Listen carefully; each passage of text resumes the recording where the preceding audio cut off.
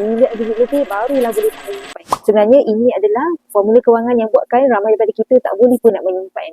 Sebabnya, semua orang ingat dapat gaji, kena belanja dulu, yang baki barulah simpan. Kalau ada baki baru nak simpan, selalunya baki tu confirm dah habis. So, no wonder lah sebenarnya ramai daripada kita, walaupun gaji naik, tapi simpanan tak ikut naik sama. Sebab kita tunggu baki baru nak menyimpan.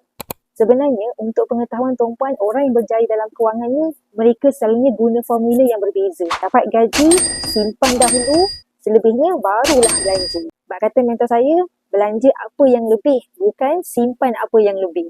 Jadi kalau tuan-puan ada masalah duit gaji selalu cepat habis, sebenarnya tuan-puan bukan tak ada duit, tapi cara menguruskan duit yang salah. Nak pastikan duit gaji bertahan lebih lama, boleh tukar cara simpanan melalui simpanan emas. Yang belum tahu dengan Public Gold, tuan-puan boleh bermula dengan RM900 melalui akaun Emas-Gap. Nak mulakan simpanan emas dengan mudah, tuan-puan boleh cepat-cepat komen emas di bawah dan saya akan bantu tuan-puan dengan sebaiknya.